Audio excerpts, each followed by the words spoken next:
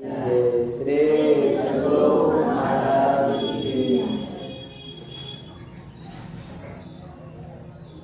बंदा गुरु पद कंज,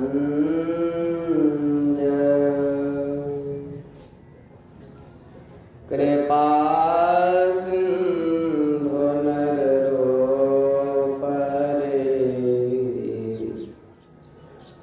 महामोहतम पुंज, जासो वचन रवि कर निकर, महामोहतम पुंज, जासो वचन रवि कर निकर। कण कण में सर्वत्र विराजमान परम आराध्य सद्गुरु महाराज के युगल पाद पद्मों में कोटि कोटि नमन। व्यक्त रूप में हमारे पूज्य ब्रह्मलाल बाबू, भोला बाबू, सत्संग में आए हुए सत्संग स्नेह बंधुओं, माताओं एवं धर्मशिला भक्तिमती बहनों, आप सबों को भी प्रणाम। अभी हम आप लोग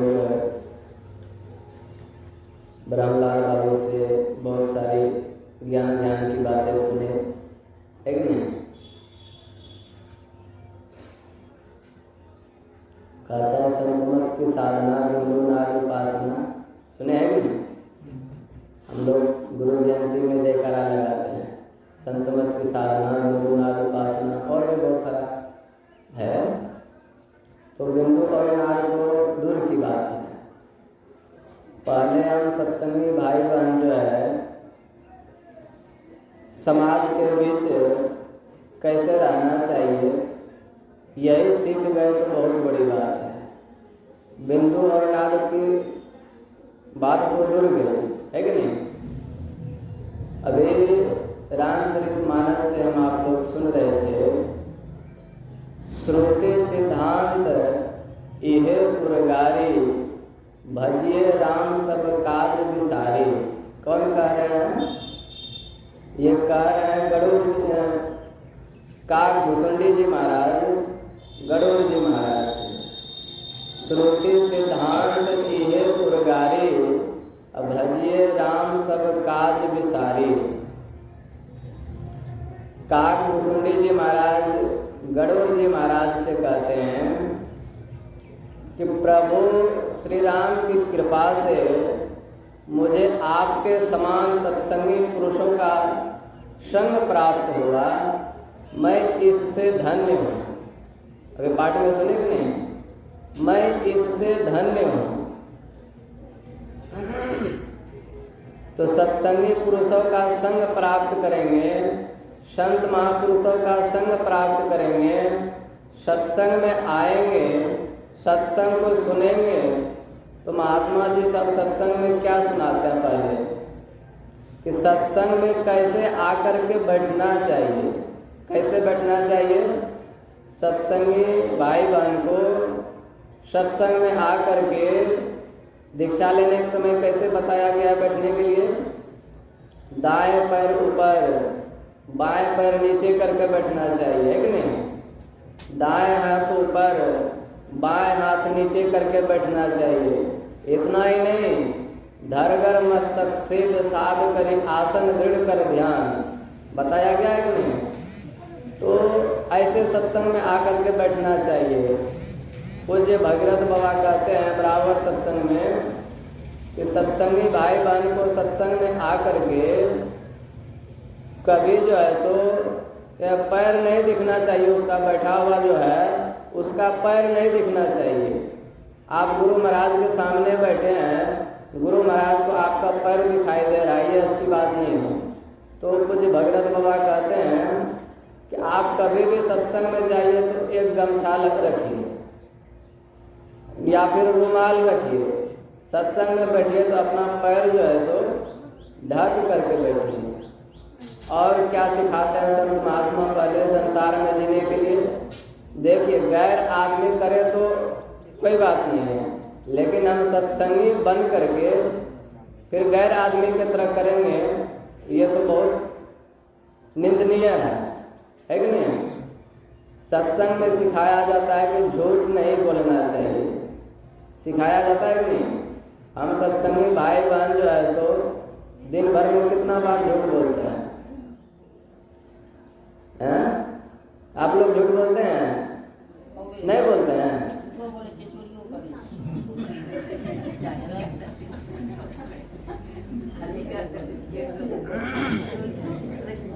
देखिए, सत्संग में सिखाया जाता है कि झूठ नहीं बोलना चाहिए, और हम लोग ना जाने एक दिन में कितना बार झूठ बोलते हैं कि नहीं?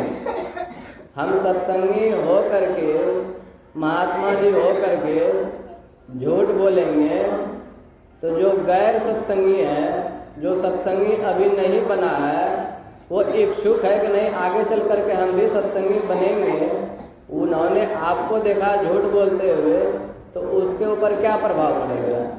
वह सत्संगी बनने का नाम लेगा? कहते हैं सब मिल करके जो साल में एक बार अखिल भारतीय सत्संग करवाते हैं, वह आप अगर जैसे साल में एक सत्संगी बना दिए, किसी को समझा बुझा करके, है कि नहीं?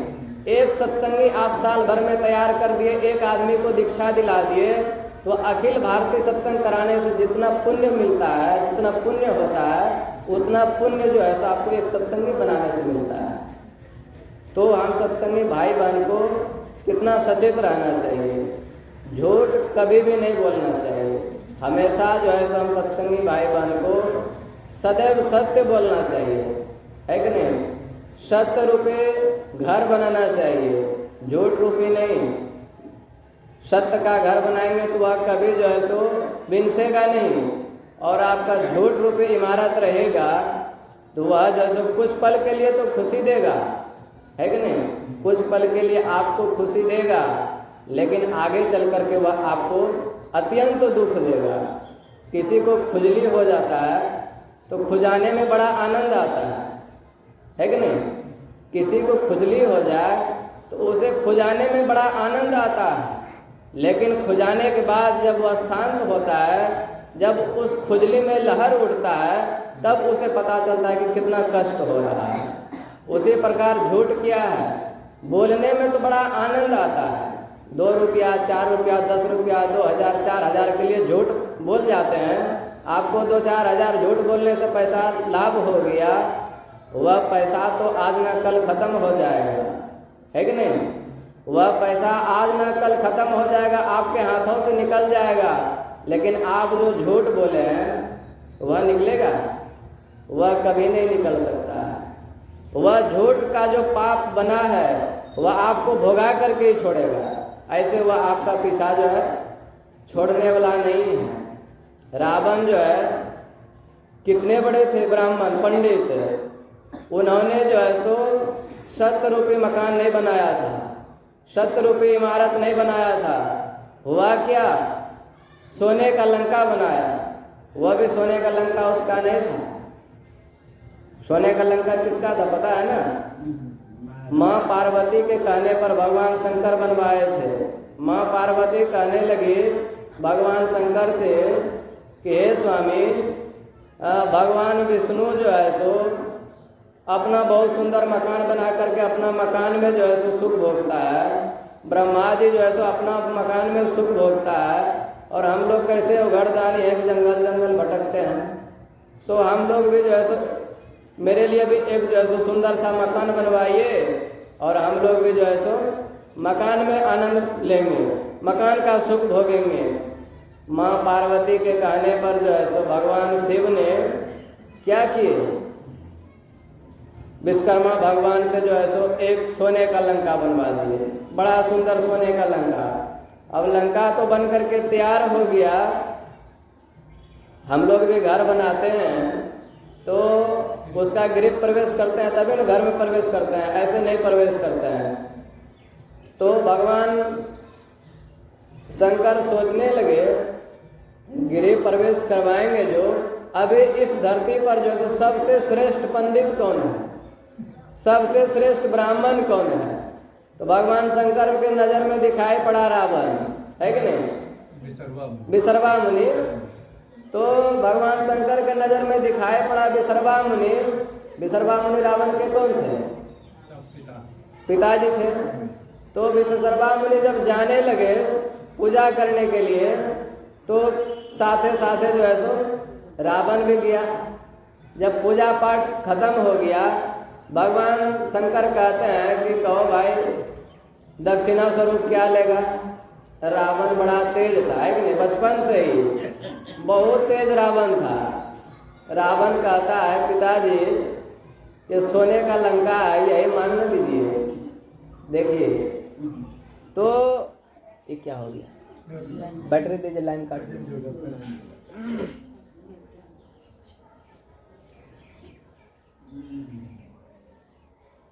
ऊपर से स्विच डाल दीजिएगा। श्री सद्गुरु महाराज की, श्री सद्गुरु महाराज की। तो रावण जो है अपनी चतुराई से सोने का लंका तो ले लिया, है कि नहीं। कबीर साहब की वाणी है ना, कोई चतुर न पावे पार नगरिया बाबरे। आप संसार में कितना हो चतुराई कर लीजिए, लेकिन पार लगने वाला नहीं है। एक आदमी का मृत्यु आ गया, उसे यमदूत लेने के लिए आया। यमदूत जब लेने के लिए आया सुबह सुबह का टाइम में, तो वह आदमी सोचता है यमराज बेचारा यमदूत जो है बड़ा थका हारा हुआ आया है, अतिथि देवो भव, कम से कम एक कप चाय भी तो बनता है ना। उसको दिया एक कप चाय बना करके और पूछता है कि भाई साहब आप किसके लिए आए हैं? तो यमराज कहता है कि हम तुम्हारा ही प्राण हरने के लिए आए हैं। इतना जो कहा, इतना सुन करके वह आदमी गया अंदर चाय बनाने के लिए और चाय में नींद वाली गोली मिला दी। नींद वाली गोली मिला दी, चाय बना करके लाया। यमदूत चाय पी लिया, चाय पी गया, जैसे उसको नींद आया तो सो गया थोड़ी देर के लिए। यह आदमी भी बड़ा चतुर था। यह आदमी सोचने लगा यह चाय पी करके तो सो गया है, इसके पॉकेट में जो लिस्ट है कितना आदमी मारने का लिस्ट बना करके लाया है, एक काम करते हैं लिस्ट निकाल करके देखते हैं उसमें सबसे पहले किसका नाम है। वो जैसे लिस्ट को निकाला, वो फर्स्ट नंबर में, एक नंबर में उसी का नाम था। वो चाय पीने के बाद उसी का प्राण हरता। तो ये आदमी चतुराई क्या किया, वो लिस्ट ले करके अपना नाम आगे से उतार करके पाछे कर दिया। वह चतुराई दिखाया। अब यमदूत का कुछ देर के बाद नींद खुला।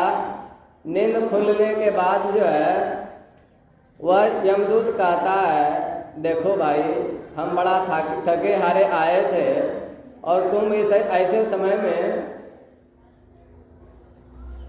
चाय पिला दिया। सो नहीं मशीन लाइन आ गया ना, उसमें आवाज़ सही होता है तुझे। तुम जो है ऐसे समय में हमें चाय बना करके सुबह सुबह टाइम में पिलाया है, तो बहुत बड़ा उपकार किया है। श्री सद्गुरु महाराज की। तो वह यमदूत कहता है भाई तुम बहुत बड़ा उपकार किया है मेरे ऊपर। ऐसे सुबह सुबह का टाइम है और तुम जो है सो इतना मेहनत करके चाय पिलाया है, तुम्हारे ऊपर कुछ तो मेहरबानी होनी चाहिए। वह लिस्ट निकाला यमदूत और कहता है कि देखो भाई हम जो लिस्ट बना करके लाए हैं उसमें सबसे पहले जो है सो तुम्हारा ही नाम लिखा हुआ है कि तुम्हारा ही प्राण हरना चाहिए। तो एक काम करते हैं हम अपना लिस्ट पलटा देते हैं, तुम्हारा नाम जो है सो पाछे कर देते हैं। अब जैसे वो लिस्ट को पलटाया तो उसी का नाम आगे आ गया, क्योंकि वो पहले जो है सो अपना नाम पाछे कर दिया था। अब पाछे का पलटा दिया तो वो ऊपर हो गया, तो उसका चतुराई जो है सो काम नहीं आया। तो रावण भी जो है सो वैसे ही चतुर था। अपनी चतुराई से सोने का लंका तो ले लिया, लेकिन सोने का जब लंका लिया तो माँ पार्वती सोचने लगी, यह ब्राह्मण भी कैसा लोभी है, इसको हम बुलाए थे गृह प्रवेश करने के लिए और ये तो सोने का लंका ही मांग लिया दक्षिणा स्वरूप। हमको कोई यहाँ नया घर बनावे और बुलाए सत्संग करने के लिए और दक्षिणा दे पैसा, हम पैसा नहीं ले, कहेगा हमको ये घर ही लिख दीजिए, तो घर वाला को कितना कष्ट होगा, बड़ा कष्ट होगा। लिखेगा? नहीं लिख सकता है। लेकिन वो तो भगवान शंकर है, वह झूठ नहीं बोल सकता है कि नहीं? जो पंडित मांगेगा वो उसे देना पड़ेगा। तो माँ पार्वती रावण को श्राप देती है, तुम अपनी चतुराई से मेरा सोने का लंका तो जीत लिया है, सोने का लंका तो ले लिया है, लेकिन इसका सुख जो है सो तुम कभी नहीं भोग पाएंगे। माँ पार्वती जो है सो श्राप देती है और वह रावण जो है सो सोने का लंका तो ले लिया, अपना सामान मान लेकर के उसमें शिफ्ट हो गया। जब से शिफ्ट हुआ उस सोने का महल में, तब से जो है सो कभी उसका जीवन शांत नहीं रहा, सदैव उसका जीवन में अशांति बना हुआ रहा, क्योंकि उसका वह इमारत जो है सो छल का था, झूठ का इमारत बना हुआ था, इसलिए उसका सुख वह नहीं भोग पाया, है कि नहीं? इसलिए कहते सदैव सत्य बोलना चाहिए, कभी झूठ नहीं बोलना चाहिए हम सत्संगी भाई बहन को। और एक बार आप झूठ बोलेंगे तो ऐसा बड़े बड़े संत लोग कहते हैं कि आपका 42 दिन तक जो आपने भजन किया है कि नहीं, 42 दिन का किया हुआ भजन वह जल करके राख हो जाएगा। आप एक बार झूठ बोलते हैं तो ना जाने हम दिन में कितना बार झूठ बोलते हैं, 99 बार माताजी कह रही है, अब समझ सकते हैं। एक बार भी झूठ नहीं बोलना चाहिए। देखिए दूध जो बेचते हैं, 1 लीटर दूध में 1-2 बूंद पानी मिला दिया जाए तो फर्क नहीं पड़ता है कि नहीं? और 1 लीटर दूध में 1 लीटर हम पानी मिला दे, वह तो तुरंत पकड़ा जाएगा। तो साल 2 साल 4 साल 5 साल में 1-2 बार झूठ बोल गए तो ये कोई बड़ी बात नहीं है। लेकिन रोज रोज झूठ बोलेंगे तो क्या होगा? जैसे वह दूध में मिलाया हुआ पानी छुप नहीं सकता है कि नहीं? तो उसी प्रकार आपका ये झूठ जो है सो कभी छिप नहीं सकता है। थोड़ा मोड़ा झूठ रहेगा वह छिप भी सकता है कि नहीं? 2-4 बूंद पानी मिला दीजिए 1 लीटर में तो पता नहीं चलता है, वह दूध में मिल करके दूध ही बन जाता है। उसी प्रकार सदैव सत्य बोलना चाहिए। राजा हरिश्चंद्र जो है एक सत्य के लिए जो है सो क्या हुए? राजा हरिश्चंद्र कहाँ हुए थे आप लोग जानते हैं? रोहतास जिला में। अभी पिछला अखिल भारतीय जो हुआ था कुप्पा घाट का, और रोहतास जिला के डेहरी अमसन में हुआ था। अभी डेहरी अमसन में फोन आया था मेरे को वहाँ से, वहाँ ध्यानाभ्यास है 5 तारीख से लेकर 20 तारीख तक। तो हमको बोला कि बाबा आप आइए। हम बोले कि ठीक है, हम देख करके बताएंगे, जाने का मन होगा तो जाएंगे, नहीं तो नहीं जाएंगे।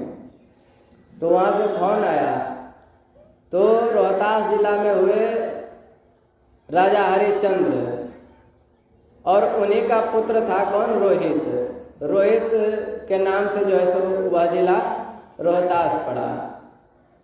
तो राजा हरिश्चंद्र जो है एक सत्य के लिए बिक गए। सिर्फ राजा हरिश्चंद्र ही नहीं बिके, उसकी पत्नी जो सेबिया थी, तो पत्नी का क्या नाम है? सेबिया नाम है। उसकी पत्नी सेबिया वह भी बिक गई, है कि नहीं? और उसका एक छोटा सा पुत्र था रोहित, वह भी बिक गया एक सत्य के लिए, है कि नहीं? कुछ दिन के बाद वह छोटा सा जो पुत्र रोहित था फुलवाड़े जाता है फूल तोड़ने के लिए। होता क्या है, वहाँ पर उसे एक सर्प ने डस लेता है। सर्प ने जैसे डसा तो रोहित का शरीर वहीं पर छूट जाता है। अब शरीर जैसे छूटा, उसकी माँ को सूचना मिला, तो रोहित की माँ जो सेबिया थी वह जाती है, रोती है, बिलखती है। किसी का पुत्र मर जाए तो उसे कितना कष्ट होगा, अपार कष्ट हुआ उसे देख करके। वह माई जो है सो बहुत रोने लगी, सेबिया रोती बिलखती, क्या करेगी अब वह तो मर गया, उसे घर में कितना देर रख सकते हैं। अब उसको जो है सो जलाने के लिए लेकर के गया घाट पर। घाट पर जो है सो वहाँ राजा हरिश्चंद्र क्या कर रहे थे, आप लोग भली बातें जान रहे हैं, गार्ड का काम करते थे, है कि नहीं। वह घाट पर जैसे लेकर के गया तो राजा हरिश्चंद्र क्या कहते हैं, जब तक तुम कर नहीं देगी तब तक तुम यहाँ पर पुत्र को जला नहीं सकती हो। राजा हरिश्चंद्र को उस वक्त पता नहीं था कि ये मेरी ही पत्नी है और मेरा ही पुत्र है, पता नहीं था। कुछ देर के बाद जब उसे पता चला कि ये मेरी ही पत्नी से ब्याह है और यह मरा हुआ जो है मेरा ही पुत्र रोहित है, तो उसे भी बड़ा कष्ट हुआ। लेकिन राजा हरिश्चंद्र ऐसे सत्यवादी राजा थे, उसको तो वहाँ माफ कर देना चाहिए पता हो जाने के बाद कि मेरी पत्नी है और ये मेरा पुत्र है, मैं क्यों इससे कर लूँ। अभी के डेट में तो देखिए बड़े बड़े मुखिया जो एमएलए है, उसका कोई अपना ज़्यादा परिचय वाला आदमी पहुँच जाता है तो सब आदमी को पहले साइड करता है कि नहीं। पहले अपना आदमी का काम करता है, उसके बाद आम आदमी रहेगा। तो राजा हरिश्चंद्र जो है ऐसे सत्यवादी राजा थे। राजा हरिश्चंद्र क्या कहते हैं अपनी पत्नी से कि तुम जब तक कर नहीं देगी तब तक तुम यहाँ पर पुत्र को जला नहीं सकती है। उसकी पत्नी क्या करेगी, उसके पास कर देने के लिए कुछ भी नहीं है, कुछ भी नहीं है कर देने के लिए। वह सेबिया क्या करती है, वह साड़ी जो पहनी थी उसी का पल्लू फाड़ करके देती है। वह साड़ी जैसे फाड़ने लगे तब वहाँ पर जो है सो सारे ऋषि मुनि प्रकट हो गए, देवी देवता सब प्रकट हो गए, है कि नहीं। तो कहने का मतलब है ऐसे परिस्थिति आने के बाद भी वह राजा हरिश्चंद्र अपने जो है सो सत्य से नहीं टला, है कि नहीं। लेकिन हम आप लोग जो है सो वहाँ पर टिक पाएंगे, नहीं टिक पाएंगे। तो राजा हरिश्चंद्र की तरह बनिए, वैसा सोच रखे हम सत्संगी भाई बहन, है कि नहीं, ताकि मेरा मुंह से कभी जो है सो झूठ शब्द नहीं निकले। 2 साल 4 साल में एक बार हो जाए तो कोई बड़ी बात नहीं, लेकिन झूठ नहीं बोलना चाहिए। आप झूठ बोलेंगे तो आम आदमी जो है सो उसके ऊपर एक अलग प्रभाव पड़ेगा और वह कभी संत मत से जुड़ नहीं सकता आपके प्रभाव से। लेकिन जो गैर सत्संगी है वह सत्संगी लोगों का आचरण देखता है, वे लोग ढंग से रहती है कि नहीं, वे लोग ढंग से रहता है कि नहीं, वह झूठ तो नहीं बोलती है, वह पाप कर्म तो नहीं करती है। गैर आदमी देखता है, वह देखता है कि नहीं ये आदमी सत्संगी में बन करके दीक्षा ले करके नहीं बढ़िया से जिंदगी जी रहा है, झूठ नहीं बोल रहा है, पाप कर्म नहीं कर रहा है, तब उसके अंदर में प्रेरणा जगता है कि नहीं यह धर्म जो है सो बड़ा अच्छा धर्म है, बड़ा सुंदर धर्म है, हमें भी इस मत से जुड़ना चाहिए। वह राजा हरिश्चंद्र की तरह सोच रखिए। एक राजा थे मुरुध्वज, नाम सुने, मुरुध्वज, मुरुध्वज एक राजा थे मुरुध्वज। ये राजा उस वक्त हुए थे जब द्वापर युग का अंतिम चरण चल रहा था, है कि नहीं। द्वापर युग का अंतिम चरण चल रहा था और जो है सो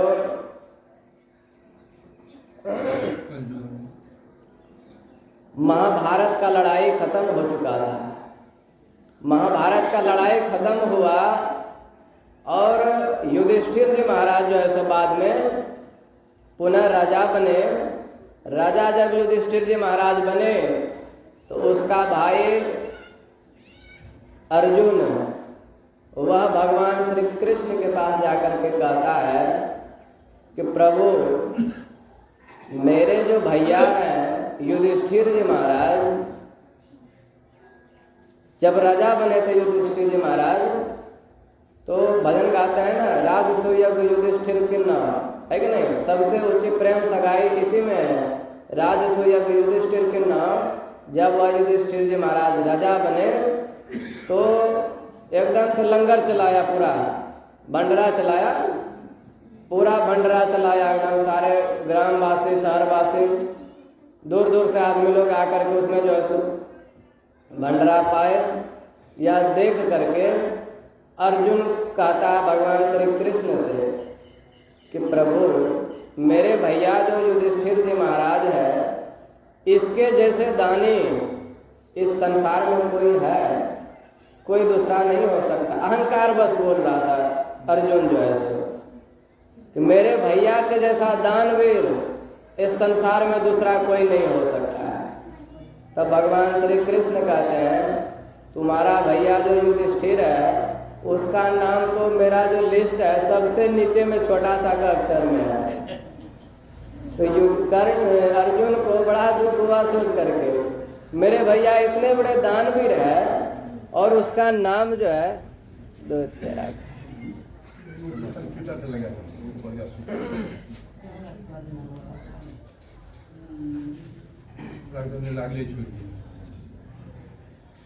श्री सद्गुरु महाराज की, श्री सद्गुरु महाराज की। तो अर्जुन कहता है कि मेरे भैया के तरह दानवीर इस पृथ्वी लोक पर दूसरा कोई नहीं हो सकता है। दानवीर में बहुतों का नाम आया है कि नहीं। कर्ण का भी नाम आया है, बलि का नाम है, बहुत ऐसे बड़े बड़े दानवीर हैं।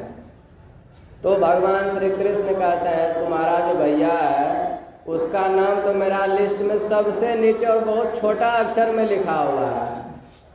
तो अर्जुन कहता है प्रभु कहाँ है लिस्ट, आपका थोड़ा दिखाइए। तो कहता नहीं नहीं मैं लिस्ट किसी को नहीं दिखाता हूँ, वह लिस्ट जो है सो गुप्त रूप में रहता है। वे बड़े बड़े दानी जो है अपना नाम प्रकट नहीं करवाते हैं, वह उनका नाम जो है सो गुप्त रहता है मेरा लिस्ट में। तो भगवान श्री कृष्ण को ज़्यादा बार कहने पर जो है सो भगवान श्री कृष्ण ने लिस्ट निकाल करके अपना दे दिए। जैसे लिस्ट को देखा तो देखता है कि इसमें युधिष्ठिर जी महाराज का नाम सबसे नीचे में लास्ट में छोटा सा अक्षर में लिखा हुआ है और सबसे ऊपर में किसका नाम था, मूरध्वज का नाम था। वह मूरध्वज राजा ने क्या चीज दान किया था, उन्होंने क्या चीज दान किया था। वह मूरध्वज जो था, अर्जुन को जब विश्वास नहीं हुआ कि मेरे भैया से भी ज़्यादा बड़ा दानी ये हो सकता है, तो अर्जुन कहता है कि क्यों नहीं इसका परीक्षा लिया जाए। तो भगवान श्री कृष्ण कहता है कि मुझे तो पूर्ण भरोसा है कि इसके जैसा दानवीर इस पृथ्वी लोक पर ना कोई हुआ है और ना कभी आगे चल करके कोई होगा। तुम परीक्षा लेना चाहते हो तो कोई बात नहीं है, तुम ले लो। तो अर्जुन के कहने पर भगवान श्री कृष्ण जो है सो यमदेव को बुलाया। यमदेव को बुला करके यमदेव से कहते हैं कि तुम जो है एक बूढ़ा सा शेर बन जाओ। क्या कहते हैं, तुम बूढ़ा सा एक शेर बन जाओ। और भगवान श्री कृष्ण और अर्जुन अपना शरीर जो है वह एक ब्राह्मण का शरीर बना लिया और ब्राह्मण बन करके उस शेर को लेकर के गया मूरध्वज राजा जो था उसका द्वार पर। और उनका द्वार पर जाकर के कहता है, भगवान श्री कृष्ण कहते हैं कि भिक्षाम देहि चिल्ला रहा है। घर से निकला वह राजा मूरध्वज, घर से निकल करके कहता है कोई अतिथि आ जाए तो उसका स्वागत होना चाहिए। उसके लिए बढ़िया जो है अंदर में ले गया, आदर सत्कार के साथ बढ़िया से बैठाया। और अर्जुन कहता है मैं यहाँ पर बैठने के लिए नहीं आया हूँ। तो कहा जाए प्रभु क्या आदेश है, क्या हम आपका सेवा कर सकते हैं, मूरध्वज राजा कह रहा है। तो अर्जुन कहता है वह मेरा शेर जो है गेट पर खड़ा है, उसे बहुत भूख लगा हुआ है, उसे भोजन चाहिए, कुछ मांस का प्रबंध कर दो, है कि नहीं। क्या कहते हैं, कुछ मांस का प्रबंध कर दो। तो वह मूरध्वज राजा जो था वह क्या कहता है, तो प्रभु उसको अभी हम अपना मांस जो है सो काट करके देते हैं, उसके मन में नहीं हुआ कि हम किसी और का मांस काट करके दें, है कि नहीं? हम लोगों के सामने ऐसा कोई परिस्थिति आ जाए तो क्या करेंगे? अपना मांस काट करके देंगे? बकरी खोजेंगे तो और कुछ खोजेंगे, मुर्गा है कि नहीं? लेकिन मूर्धध्वज राजा जो है सो क्या कहता है, ठीक है प्रभु हम अपना मांस काट करके जो है सो देते हैं आपका सिर को खाने के लिए। तो कहता है कि नहीं नहीं, तुम्हारा मांस से काम नहीं चलेगा, तुम बूढ़े हो गए हो, तुम्हारा मांस जो है सो बड़ा चिम्मट है, टाइट है, और मेरा सिर जो है सो बूढ़ा सिर है, वह चबा नहीं पाएगा, इसलिए तुम्हारा मांस नहीं चाहिए। वह अर्जुन कहता है कि मैंने सुना है कि आपके घर में एक पुत्र है। छोड़ दीजिए रंगन। तो अर्जुन कहता है कि आपके घर में एक आपका पुत्र है, वह छोटा सा बालक है, उसका मांस दीजिए तो मेरा सिर जो है सो बड़ा आसानी से उसे ग्रहण कर लेगा। अब जैसे यह बात बोला अर्जुन, तो मूर्धध्वज राजा जो था उसके पैरों तले जमीन खिसक गया। किसी को कहे कि आप अपना पुत्र का मांस दीजिए खाने के लिए, ये कितना बड़ा जो है सो। तो वह मूर्धध्वज राजा कुछ नहीं बोल पा रहा है, अबाक रह गया मूर्धध्वज राजा। भगवान अर्जुन जो कह रहा कि तुम सोच क्या रहे हो, मेरा सिर जो है सो भूखे छटपटा करके ऐसे में मर जाएगा, ज़्यादा विलंब नहीं करो, उसे मांस खाने के लिए दो। वह मूर्धध्वज राजा जो है सो कुछ नहीं कह पा रहा था, लेकिन उसका छोटा सा पुत्र था 5-6 साल का एक, है कि नहीं? और उसका नाम क्या था जानते हैं? उसका नाम क्या था? धर्माध्वज। उसका पुत्र, इसका नाम था मूर्धध्वज, उसका पुत्र का नाम था धर्माध्वज। तो उधर से वह निकला उसका छोटा सा पुत्र, और निकल करके क्या कहता है, पिताजी आप क्या सोच रहे हैं? आप जो सोच रहे हैं वह आपके मन की बातें मैं जान गया हूँ। आप यही ना सोच रहे हैं कि हम अपना पुत्र को जो है सो कैसे कहेंगे कि तुमको जो है सो शेर को खाने के लिए देंगे, यही ना सोच रहे हैं। तो कहता है धर्माध्वज कि पिताजी आप टेंशन नहीं लीजिए, आप जो है सो अपना धर्म को बचाइए, है कि नहीं? आप जो वचन दिए हैं दान देने का, आप उस वचन को निभाइए, अपना धर्म से मत टलिए। वह लड़का जो है सो आकर के खड़ा हो जाता है। यह सूचना उसकी माँ को मिला कि ब्राह्मण देवता जो आया है वह मेरा पुत्र का जो है सो मांस चाहता है। जैसे उस माँ को सुनाई पड़ा, लाइट चला दीजिए, अंधारा हो गया। जैसे उस माँ को यह बात पता हुआ कि वह ब्राह्मण देवता मेरा जो पुत्र है उसका मांस चाह रहा है, तो उस माँ को बड़ा कष्ट हुआ। वह माँ जो है अपने पुत्र को पकड़ करके बहुत रोने लगी, बहुत रोई, है कि नहीं? आखिर करेगी क्या? राजा जो है वचन दे चुका है, वह अपने वचन से कभी टल नहीं सकता है, और टलेगा तो उसका धर्म नष्ट हो जाएगा। वह अपना धर्म को नष्ट कर होते हुए नहीं देख सकती है। वह रो ले पूरा एकदम से। उसके बाद जो है सो क्या कहती है कि पुत्र ये कैसे परिस्थिति आन पड़ी है जो कि अपने ही पुत्रों का जो है सो आज बलि देना पड़ रहा है। और बलि भी कैसे जानते हैं? अर्जुन क्या कहता है? अर्जुन कहता है इसका जो मांस है वह मेरा शेर जो है वह बूढ़ा शेर है, उसका दांत भी टूट गया है, इसलिए वह शेर जो है इसको चबा नहीं पाएगा। तुम लोग अपने हाथों से इसका मांस जो है काट करके दो। अब कोई किसी को कहे तुम अपने पुत्र को अपने ही हाथों काटो, तो जो है कितना कठिन परिस्थिति है कि नहीं? तो वह माई जो थी बड़ा एकदम से दुखमय हो गई। और अर्जुन जो है सो इधर से प्रेशर डाल रहा है, अरे तुम लोग इतना लेट क्यों कर रहा है, तुम लोग इतना लेट क्यों कर रहा है। वह छोटा सा बालक क्या कहता है अपना पिताजी से, पिताजी आप ज़्यादा सोचिए नहीं, आप जो है सो आरा मंगाइए। लकड़ी काटने वाला जो आरा होता है, कहता है कि आप आरा मंगाइए। और आरा मंगाया और पुत्र जो है सो खड़ा हो गया बीच में। और क्या, वह पिताजी आगे, माँ है पाछे और सर के ऊपर में है आरा। अब दोनों आदमी जो है सो मिल करके उसको चलाता है सर के ऊपर में आरा।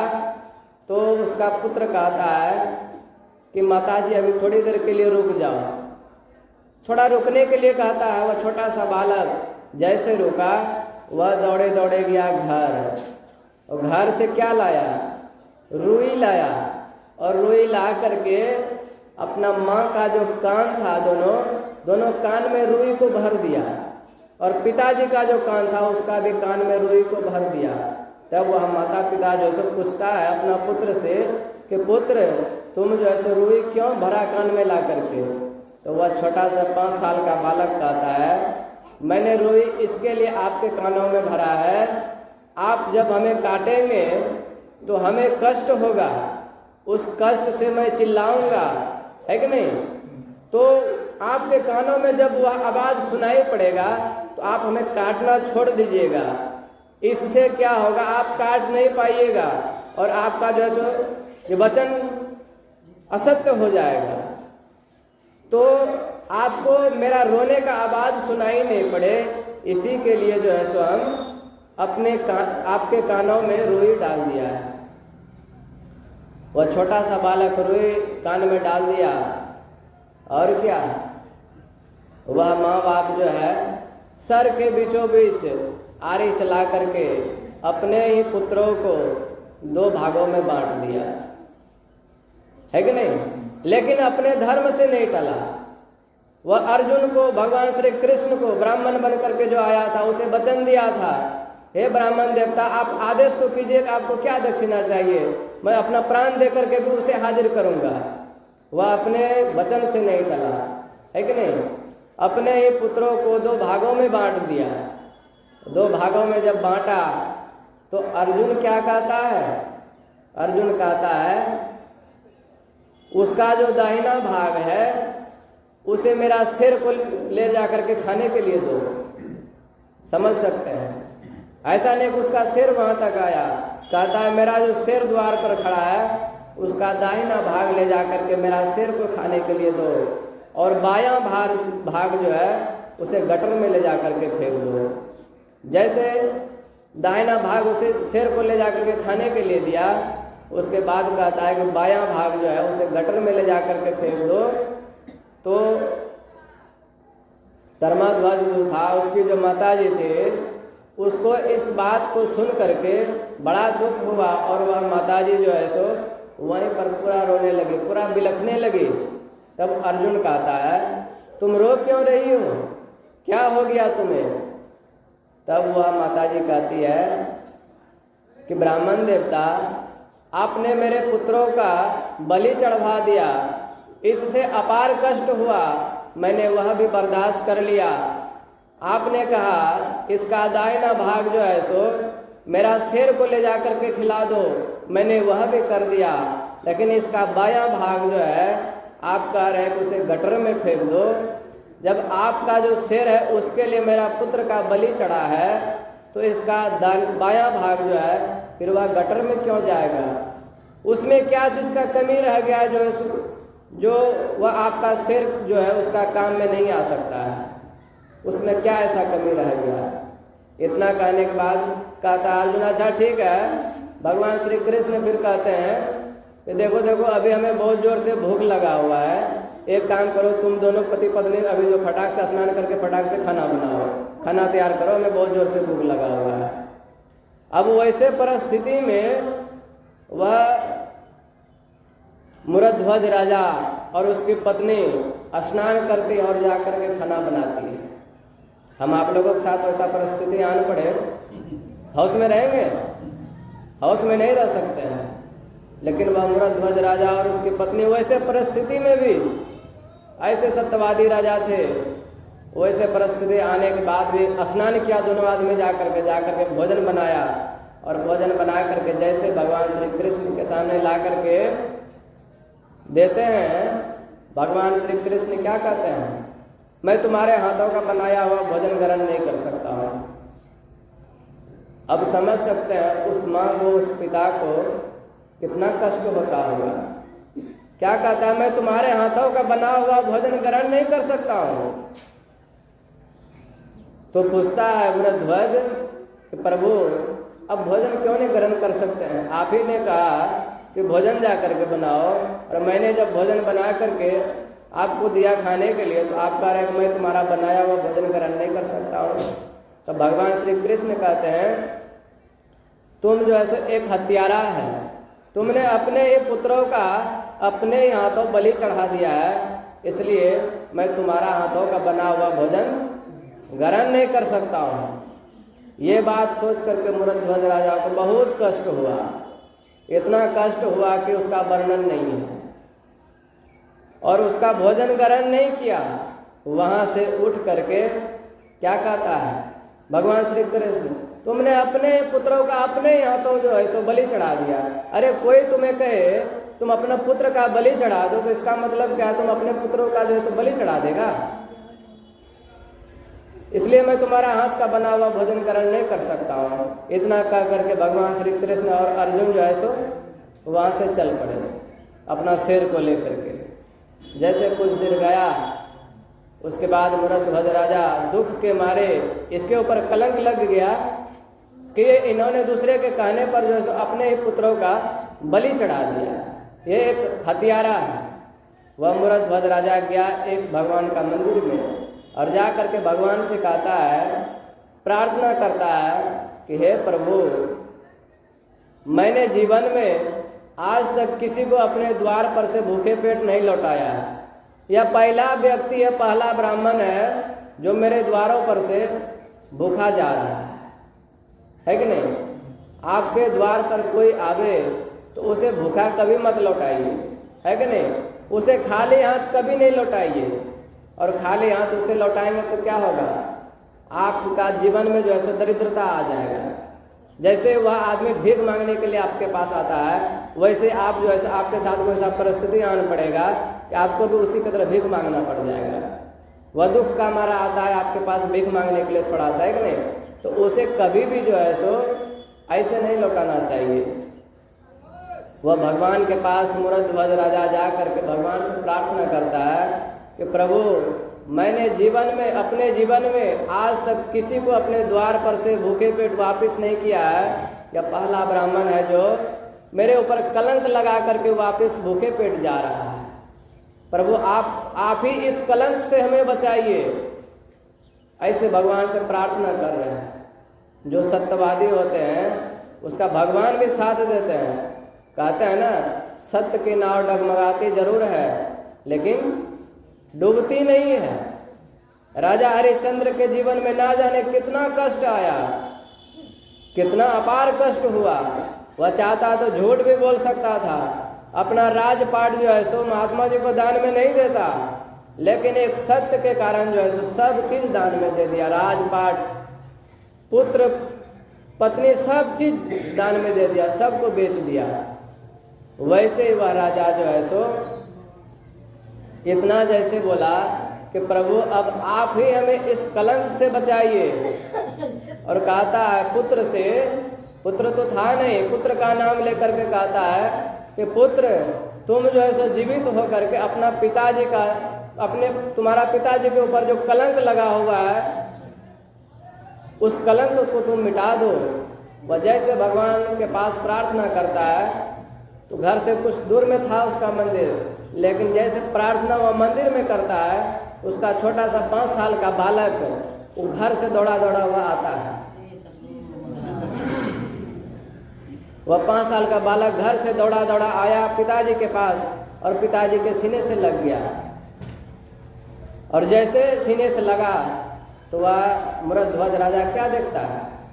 वह देखता है तो भगवान श्री कृष्ण और अर्जुन जो है सो वह भी उधर से आ रहा है। जैसे भगवान पर नज़र पड़ा तब मूरध्वज राजा जो है सो भगवान से पूछते हैं कि प्रभु आपको तो पता है कि मेरे द्वार पर जो भी आया है उसे मैंने कभी नहीं खाली लौटाया है, उसे कभी मैं भूखे पेट वापस नहीं जाने दिया है। फिर भी आपने जो है सो मेरा इतना बड़ा परीक्षा लिया। तो भगवान श्री कृष्ण क्या कहते हैं? भगवान श्री कृष्ण कहते हैं कि मैं दुनिया के लोगों को बताता कि नहीं तुम सबसे बड़ा दानी आदमी हो सकता है दुनिया के लोग तुम्हारे ऊपर शायद विश्वास नहीं करता, तुम्हारे ऊपर भरोसा नहीं करता, लेकिन आज दुनिया को तुमने अपने हाथों सिद्ध करके दिखा दिया कि तुमसे बड़ा इस पृथ्वी पर जो है सो दानी कोई नहीं है, ना कोई है ना कोई आगे होगा, ना कभी आज तक कोई हुआ है तुम्हारे जैसा दानी। पैसा कौड़ी दान में दे देना, कपड़ा लत्ता दान में दे देना, धन दौलत दे देना दान में, ये कोई बड़ी बात नहीं है। अपने पुत्रों को भी दान में दे देना यह भी कोई बड़ी बात नहीं है, लेकिन अपने पुत्रों को वैसे 2 टुकड़ा करके उसके बाद उसे दान में देना यह सबसे बड़ी बात है कि नहीं? उसी वक्त जो है सो अर्जुन का वहाँ पर अहंकार जो है सो चूर चूर हो गया।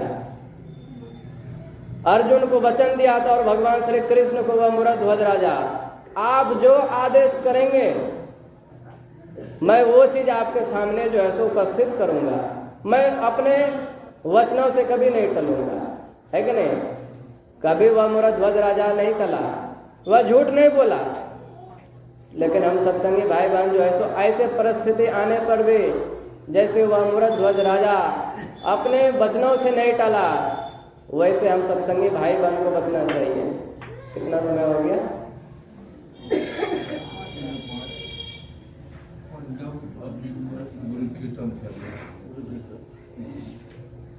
जैसे वह अपने वचनों से नहीं टाला वैसे हम आप लोगों को जो है सो बनना चाहिए, है कि नहीं? झूठ चोरी भी नहीं करना चाहिए, है कि नहीं? मनियारपुर आप जाएंगे ना, इस बार जो अखिल भारती में गए होंगे तो वो देखे होंगे गुरु महाराज का जो इधर निवास बना हुआ हॉल जो है देखे हैं, जिसमें एक व्यवस्थापक भक्तानंद जी महाराज वो साइड में चौकी पर बैठे ही रहते हैं। उसके वो साइड में भोजनालय वाला जो घर है उसमें बहुत बड़ा अक्षरों में लिखा हुआ है। क्या लिखा हुआ है?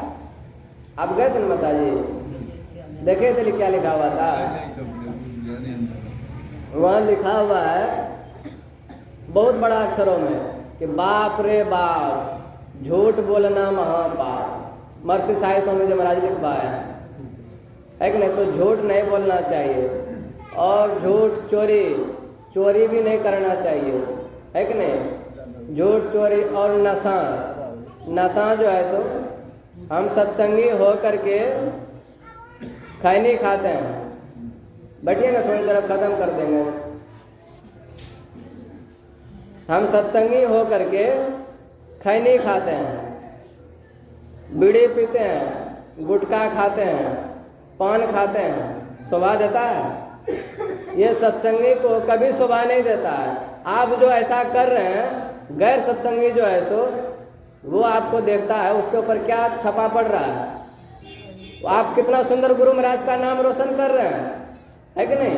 पान खा लेते हैं, गुटखा खा लेते हैं, एकदम से बाबू साहब की तरफ घूमते हैं। आपको देख करके गैर आदमी क्या सोचता है? इतने दिनों से सत्संगी बना हुआ है, दीक्षा लिया हुआ है, सत्संगी बनने के बाद भी गुटखा खाता है, पान खाता है, बीड़ी पीता है, कहता है कि नहीं? आपके कारण क्या होता है? गुरु महाराज का नाम खराब होता है। आपके जैसा पापी आदमी इस धरती पर नहीं होगा। ऐसे आदमी को सत्संग में आना नहीं चाहिए। गुरु महाराज के समय की बात सुने हैं ना, उस वक्त इधर ही बगल में सत्संग हो रहा था, एक आदमी चाय सिर्फ पी लिया तो गुरु महाराज उसे वहां से हटा दिया, तुम मेरा सत्संग में नहीं बैठ सकता है। और आप तो पान खा रहे हैं, गुटखा खा रहे हैं, ना जाने क्या से क्या कर रहे हैं। आपके जैसे आदमी गुरु महाराज के सामने टिक नहीं सकता है कि नहीं? ये बहुत दुख की बात है। तो इनसे भी बचना चाहिए। तो कहने सुनने की बातें बहुत है, और जितना हो सके हम सत्संगी भाई बहन को पवित्रता से रहना चाहिए, है कि नहीं। आप बाहर जाते हैं तो दाहिना हाथ में पानी लेकर के जाइए, है कि नहीं। इधर से आप दायां हाथ या बायां हाथ किसी भी हाथ में पानी लेकर के जाइए, लेकिन उधर से आप जब भी लौटिए तो आपका लोटा सदैव दाहिना हाथ में होना चाहिए, है कि नहीं। वहाँ से आइए घर पर, उसके बाद लोटा को बढ़िया से अपने हाथों को 2-4-5 बार साबुन से धो लीजिए, उसके बाद फिर लोटा को धोइए, ऐसे नहीं। और क्या, लघु शंका करने जब भी जाइए तो कभी भी ऐसे नहीं जाइए, पानी लेकर के सदैव जाइए। सत्संगी भाई बहन को इन बातों का जो है सदैव ध्यान रहना चाहिए। तो कहने सुनने की बातें बहुत है, तो अब जो है विशेष जो रह गया है इसमें तो पूरा कह भी नहीं पाए, थोड़ा सा ही कहे, अब अगला रविवार को कहेंगे। बोलिए प्रेम से श्री सद्गुरु